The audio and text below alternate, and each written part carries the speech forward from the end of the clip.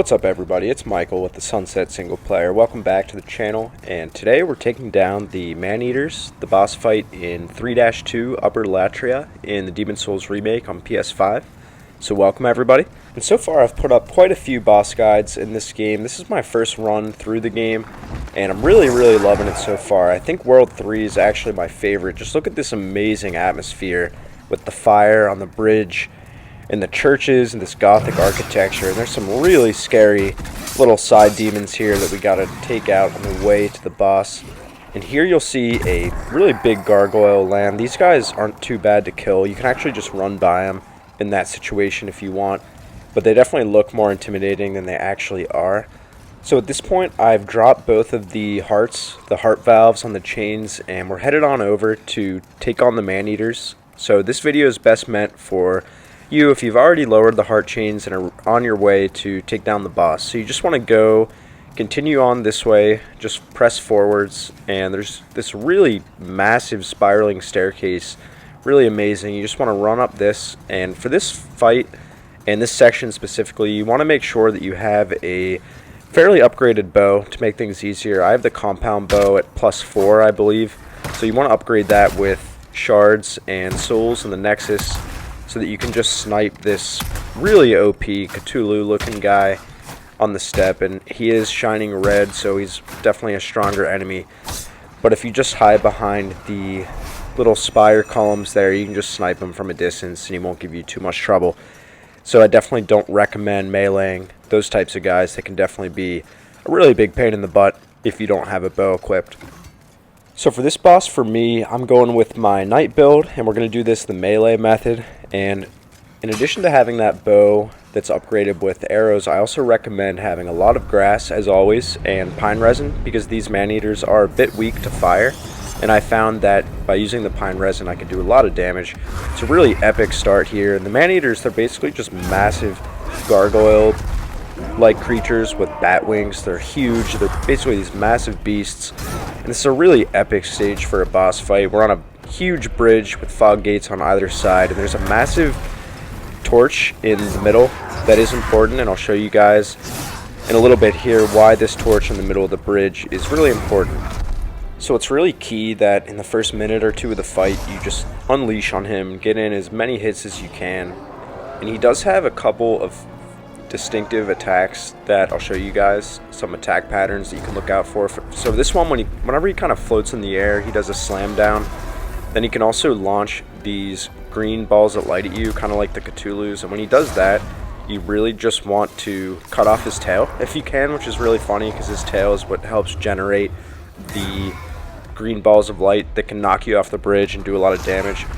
And you never want to attack this guy head on. You always want to attack him from behind or from the side. Otherwise, he will swipe at you and lunge at you. When he does lunge at you, like you may have seen earlier in the video, you do just want to dodge really quickly out of the way. You want to make sure that your timing's right for that, because if he does lunge into you and hit you like that, he can knock you off the bridge or just do a ton of damage.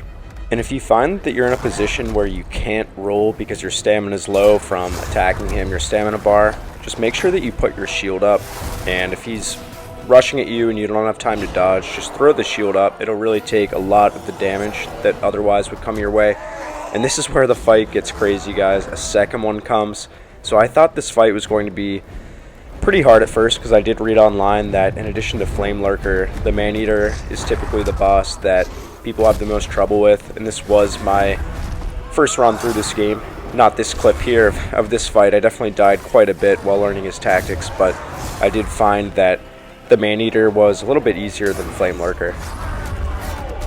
So you'll see there, I am working towards cutting off this one's tail so that it can stop launching the green balls of light at me. And you'll see when they glow up green like that, that means that they're going to fall over soon. And when they do fall over, you just want to get behind them and do a lot of heavy sword attacks with the pine resin just to do a lot of extra hits. And you really do want to prioritize the one if you can and knock out the first one, because then the fight gets a lot easier. The challenge in this fight really lies in the fact that there are two of them, and this is also why I recommend staying by the brazier, this lit torch here in the middle of the bridge. It's because it's a pretty wide platform, and It's good to use it as cover when you need to heal and equip more pine resin to do more damage on these guys. And you can also kind of get to the side of them to do more powerful attacks, which is very, very helpful as well, as you'll see here. Another really important thing to remember for this fight is to always stay in the middle of wherever you're standing, because if you're on the ledge, you're just one hit away from being knocked off the bridge. These guys did knock me off a fair amount, and here I actually almost died. I got really lucky. I just rolled the hell out of the way, and if you have the stamina, I recommend just running away when they're really unlaunching attacks on you like that, and it's really tough when both of them are just unleashing their powerful attacks on you. And it's definitely easier if you can get them separated a bit, but they really do have minds of their own. You can't really guide them anywhere. So you do just want to run away, make sure you have full health, and just know the right time to strike. And I also recommend staying by the brazier as opposed to on the bridge like that, because two of them are the width of the bridge if they stand next to each other, and it's really hard to get behind them, whereas there's more room next to the brazier to move around a little bit. And I do think this fight was frustrating for that one reason, just because not only are they so OP, but they also just have the ability to end you in 1 second by just knocking you off, which is really, really frustrating.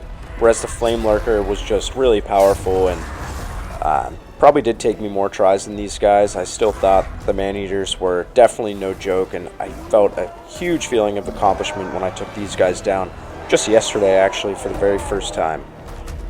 And you do see me there just really fully equip that pine resin. I really grinded for it and bought a lot of them from the merchant in 1-2, so that's another tip. You can go back to the one merchant, I forget his name, in 1-2, the Archstone level where the dragon flies overhead. He's located underground, and for 500 souls you can buy 1 pine resin, and you'll see here I probably went through like 6 of them in this fight, and I think I even had like 30. And you definitely want to make sure you have a lot of late moon grass and equip the cling ring like I did here, so that you can have 3/4 of your overall health in Soul's form. In Soul's form is how I did this fight, although you can equip the Stone of Ephemeral Eyes if you'd like to just get all of that health back in human form, but I chose just to remain in Soul form and really just kind of go away at these guys piece by piece. You really just got to know when to strike from behind, just get a couple hits in, and really just be aware of their dashes and their lunges. It can really just knock you off and really be frustrating. And even though these guys, these Maneaters, are so intimidating, I do think that Blue Point did an amazing job just recreating this just amazing set piece moment, just this crazy bridge with these terrifying gargoyles overlooking just a black gothic city and prison and church. Just really, really cool with these chains up above.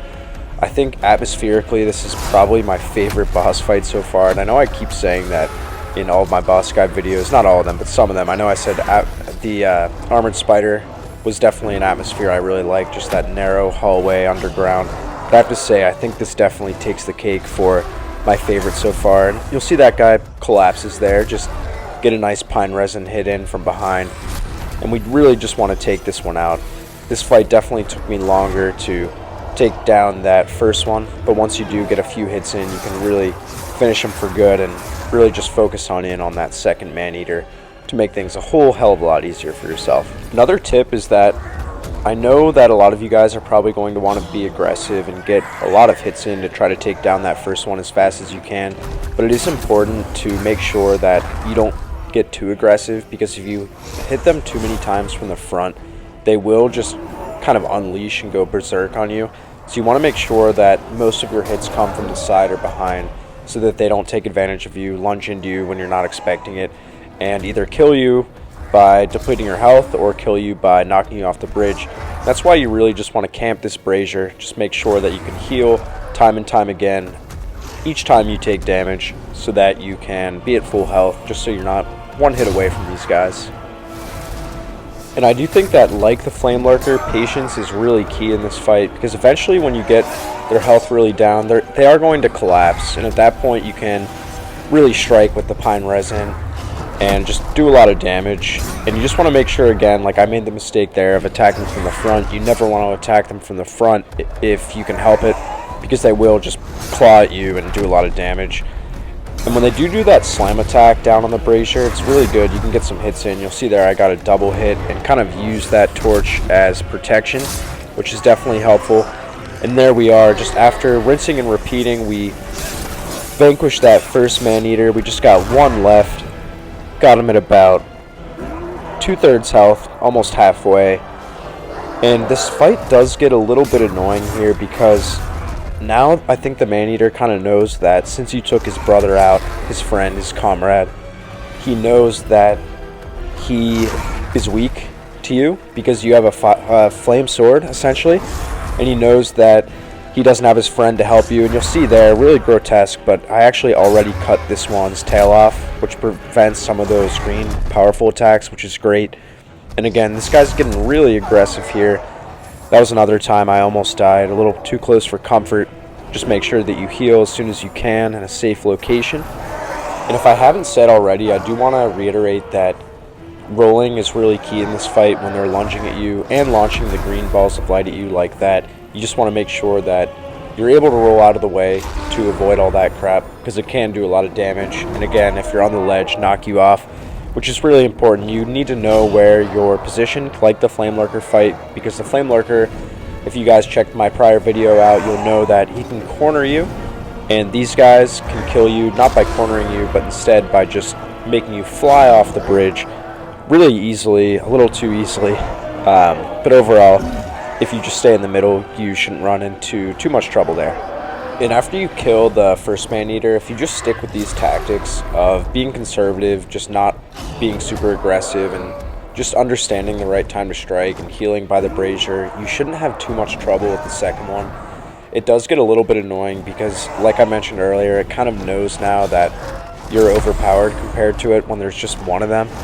So it kind of flies and spends a lot much more of its time in the air versus on the bridge, which it did with its friend. So now that it's far in the distance, I actually start to use the bow and arrow a little bit. You'll see, just to kind of finish him off, but he does occasionally come down onto the bridge, and when he does, you just want to stick to the same strategy of getting hits in from the side and behind him and healing and equipping that resin by the brazier for protection. And if I didn't mention already, at the very beginning of the fight, you do want to make sure that you can just get as much damage in on the first one as you can, just to make it easier, because the longer there's two of them, the more annoying this fight will be, and the sooner you can vanquish that first one, the better. It does just get a bit frustrating, because sometimes at the beginning of the fight, the first Maneater will fly away in a really annoying way, and some runs through the boss fight, you can't get as many hits in as you might like. So you start at a little bit of a disadvantage when he spends more time in the air. But overall, most of the time he will spend most of the time on the bridge, the first Maneater, which makes things a lot easier to just get a nice head start on the fight. And this is where you kind of start playing a little game of cat and mouse with this Maneater. He does keep flying away, and it's kind of like a weird loop where he just leaves the bridge, flies away, flies back, launches some green light at you, but he doesn't spend much time planted on the bridge, which is annoying and makes it harder for melee. So this is why we switch over to the bow and arrow. And at first I had a really rough go of it because he is on the move all the time, and I was still getting used to when to shoot the bow and arrow, so I apologize in advance for all the misses with the shot you'll see coming up. I promise normally I'm a slightly better shot than this, but he is a moving target and tough to hit from a major distance. I really don't think the soundtrack in this game should be understated. I do think some of the boss scores and boss music that plays is really, really amazing, and especially here in this final stage of this little fight. And there we go, finally he spends a little bit of time on the bridge. We can get a nice pine resin shot in just to help whittle down that health bar a little bit. But it is few and far between the moments in the last half of the final Maneater's health where he'll spend time on the bridge, so definitely take advantage when he does and just use that sword to pop him a few times while also staying in the middle of the bridge, like I said, just to make sure that you don't get so close like in this case and then get knocked off in a really annoying way at the end. I do think that this boss design was set up in a way to kind of mirror Gargoyles, but they're not really Gargoyles. I'd love to hear in the comments down below if you think the Maneaters are Gargoyles. I think they're maybe Gargoyles on steroids or Gargoyles mixed with bats from hell or something like that. I'd like to hear what you guys think the Maneaters are or look like. But again, you just want to strike from the side by that brazier with the pine resin when this guy finally lands down. And we are going to whittle him down with the bow. We'll see here. Just really, really annoying when he keeps flying away like that. But as long as you stay in the middle and keep healing, you shouldn't waste too much time with this final part, and you should be able to vanquish this guy if you just stick with this really conservative and risk-free approach of just taking your time and not being overly aggressive, not doing anything crazy. Don't try any heroics. Just try to keep it simple and keep it slow, and just you'll get it done little by little as you finally help whittle away at this guy. And I did think that cutting his tail off prevented the green balls of light, but I guess I was wrong. Maybe it just prevents like the triple ball of light. Like sometimes earlier he'll launch 3 at once, so maybe it reduces it to 1 once you cut the tail off. I'm not entirely sure. And here we're not getting super lucky in terms of collapses. I know the last one was collapsing more and more, but this one not so much. But when he does do that slam, that's an amazing time to strike with that sword lit on fire. Really, really cool that these guys are weak to fire. I think this fight would have been pretty tough otherwise. It would have taken a lot more hits and a lot more damage without the pine resin, at least in my opinion. And I do think that fire bombs could have been effective in this fight as well. I didn't try them, but I think that if you're interested, I'd love to hear in the comments down below if fire bombs worked for you. I do think that since he is weak to fire, I think that could be an effective strategy, but to me, I just wanted to keep it simple. I didn't want to get too involved with projectiles, except for at the very end when he flies away, and I got the bow more involved. I did read on Reddit that if you can beat the Flame Lurker and the Maneaters, you can beat the game, which is really exciting. So now I definitely have some added confidence after taking these guys out, where hopefully I can just cruise on through to the end. I'm sure there's going to be some additional challenges on the way that I definitely plan on covering for you all through the form of boss guides, so you guys can look forward to additional boss guides after the Maneater guide today. But here we are, we're just trying to wrap up this final one. This does take a little bit of time. He's just so evasive, and I think at this point is when I started getting fed up with him and just realizing, alright, it's time for the compound bow here. Apparently another really good ranged weapon to use against the Maneaters, I read, is the lava bow, which I don't have access to at this time, which makes sense since they do fly around and they are weak to fire. So if you have the lava bow, definitely equip that. But the compound bow at +4 will definitely do the trick if you're accurate enough to land the hits, and you'll see here I'm struggling a little bit with my accuracy. But we will pick it up soon, and once you do actually land a shot, it does a fair amount of damage, definitely not insignificant. So at the end, when he's being evasive and annoying, you can definitely kind of just chip away at him like this. And I think we earned it. We earned a little bit of a ranged method after really going melee the entire time up until this point. I don't think this is like a cheese or anything like that. I think it's kind of just a more quick way of finishing him off at the very end after just a really hard, well-fought battle. And I wish I had the lava bow. It sounds like a super powerful weapon to use, especially in situations like this. And you really don't let this guy get the best of you at the end. When you have him at his last piece, just make sure you're evasive and you're staying in the middle by the brazier so that he doesn't knock you off. That would be really disappointing to make it super far in the fight and die.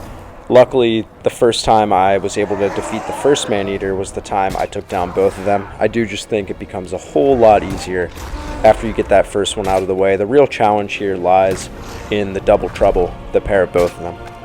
And here we go, everybody. One last hit on these hellish gargoyle demons, these Maneaters, and we're headed on over to finish this guy off. One more hit, and he is vanquished. Thanks so much for checking out the video, everybody. Hopefully this helped you in your quest to take down the Maneater boss fights. Definitely a really tough fight that felt really awesome. Whenever you take these guys out, it's definitely super rewarding and definitely a very memorable fight. if not for a frustrating one. So definitely don't get too discouraged if they're knocking you around a little bit. Just remember to get a strong start against that first Maneater. Whittle his health bar down first, and then just stay evasive, stay patient, stay conservative, know when to strike. Use that pine resin, come with like 50 late moon grasses, just grind up a little bit, and you'll be good to go. If this video helped you take down the Maneaters, please leave a thumbs up and subscribe to the channel for much more Demon's Souls content coming soon, as well as other PlayStation games coming soon. I'm really looking forward to covering Ratchet & Clank Rift Apart this year. I also want to cover Returnal in a couple months. There's going to be a couple other games we go into as well, but you guys are just going to have to wait and see for what's coming there. Also remember, I run a weekly single-player focused video game podcast called the Sunset Single Player Podcast that I did link in the description of the video today if you'd like to check it out. But until next time, guys, thanks so much for stopping by, and take care.